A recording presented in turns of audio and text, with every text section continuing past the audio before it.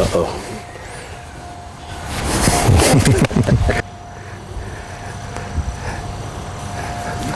Yeah, you gave that to me. You gave that to me. Yeah, right yeah, yeah, yeah. Come right here.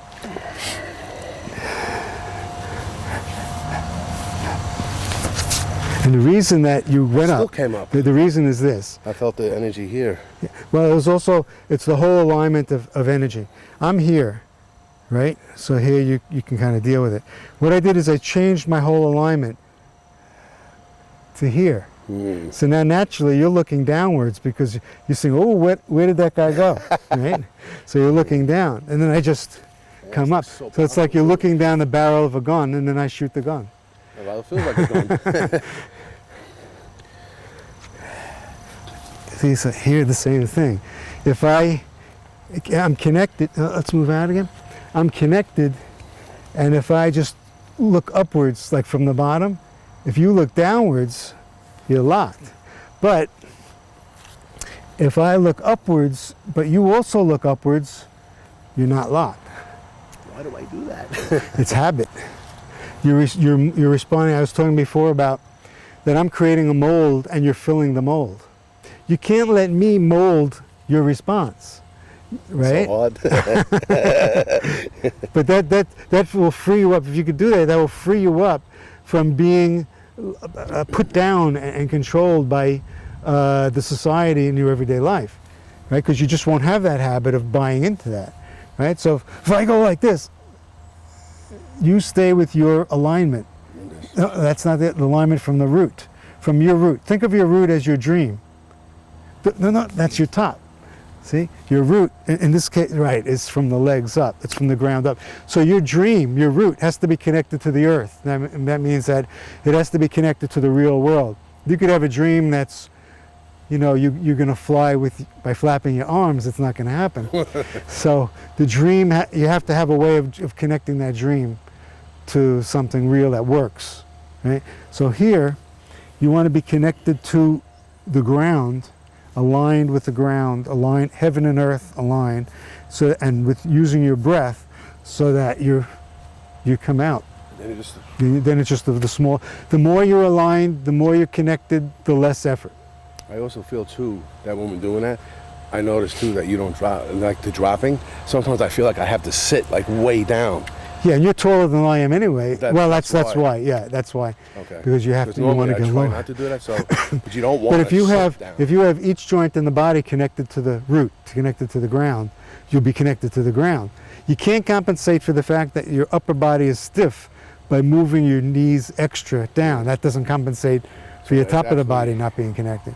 Well, yeah, it's just as if you got a chair and you, at the end of the day, I'm relaxed, right? So William Chen says it's just, okay.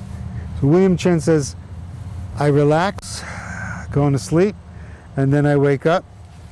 That's all it is. You go to sleep, you wake up. So relax, but you do both at the same time. So I go to sleep and relax, I go to sleep and wake up at the same time. So I'm relaxing and waking up. So it'd be more like if you're there, like. No, that's two different things. It's two different things? Yeah. Relax, and as you relax, add pressure, and breathe.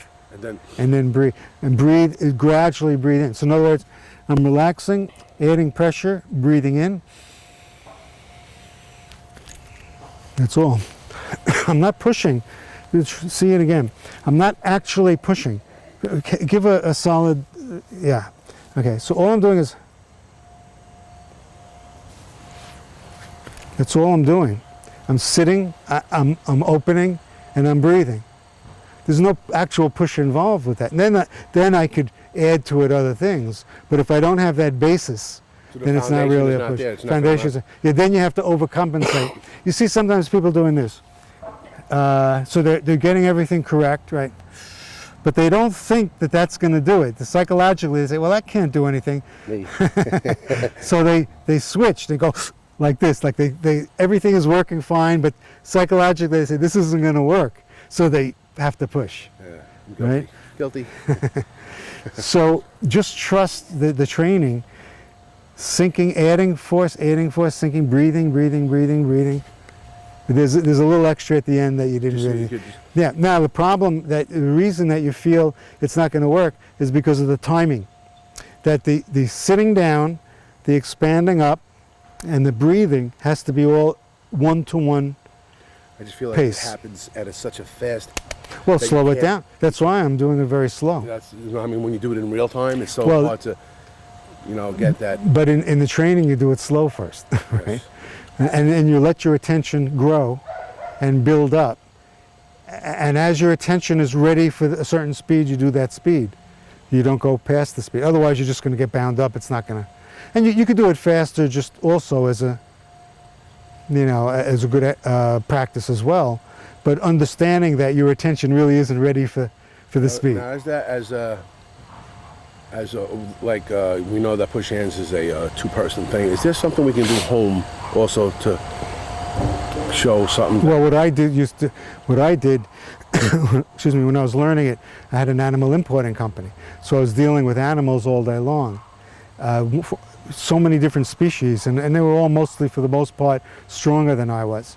So the only thing I could do was to take whatever I learned in push hands, work with the animals, and practice it with the animals. Then whatever I learned from the animals, bring back into push hands. So it was kind of an enriching thing, because I would use all these techniques I learned from the animals in the class, then try out things from the class on the animals.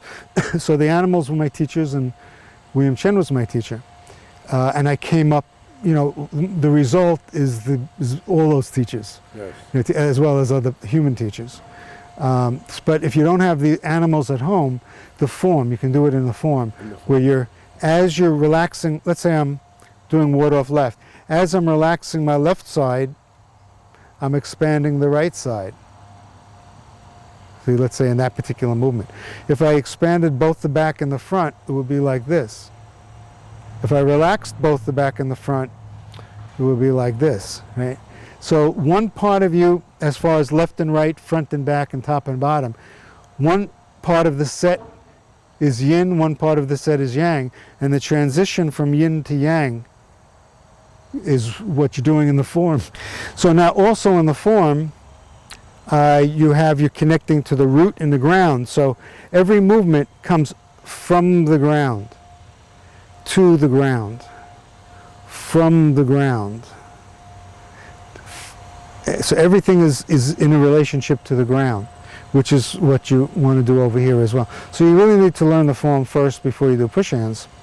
The breathing. If I'm going to turn this way, I'm going to breathe into this side of my lungs first, then this side. So the breath, to a large extent, is a large part of the movements. Sinking down energizes the root, and then I release that energy, right? Sinking down, it's like pushing a ball down into water, pushing it under the water. Then I release the ball. So the rising up is just a releasing of, so you have this energy compressing and expanding, you have the breath coming in and out, you have the change of yin and yang in different parts of the body, and that's what the form should be composed of, rather than just, all right, I did this movement, now this one, I did this, and it's not that. That's more effective. What you were just explaining is more the internal aspects of the. Yeah, I'm talking about the internal aspects, rather than just mentally saying, I did this and I did this.